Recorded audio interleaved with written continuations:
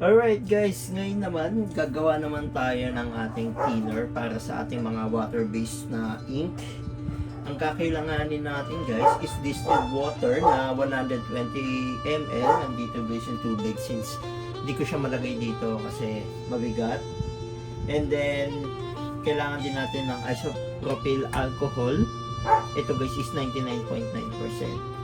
And then kailangan natin ng flow improver. Ito sa armored komodo natin in order guys. And then kailangan din natin ng retarder. Kailangan natin dito is 1 ml, then dito kahit mga 10 drops lang. Alright, set up na tayo guys. Kailangan natin ng lagayan ito sa ating thinner. Kailangan natin ng 120 ml. Kuha lang ako guys.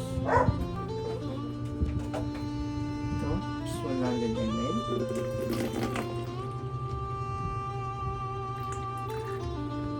Then 20.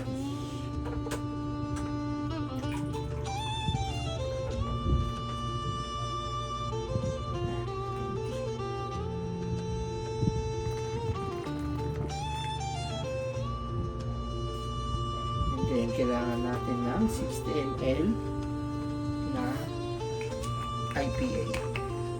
60 ml lang.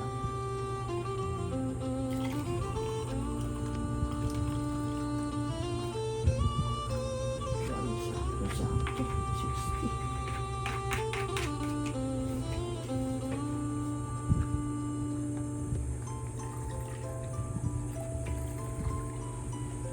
Okay. And then 10 ml 10 ml na retarder. I mean 1 ml lang pala. 1 ml lang guys ha. 1 ml. Saan natin mati yung pasmukat ito kaya 1 ml. Try na lang natin dito guys muna.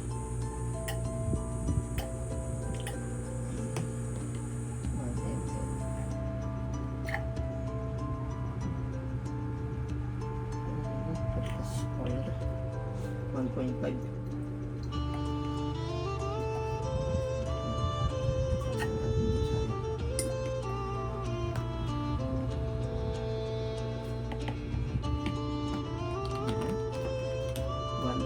And then ito, kahit mga 10 drops or kahit mga ganun sila. Kasi yun na. 1, 2, 3, 4, 5, 6, 7, 8, 9, 10. Alright guys, ayan na. Ito na ang ating thinner na ating gagamitin para sa ating mga water-based na ink. Oops. Sobrang skin to. Then, nasa sa inyo, kung gusto nyo mas damihan, i-doblehin nyo na lang yung portion nitong mga ingredients na ipapflash natin dyan sa screen. And then, lagyan nyo na lang ng name para hindi kayo malito since same kasi yung bottle ng ng thinner saka ng airbrush cleaner.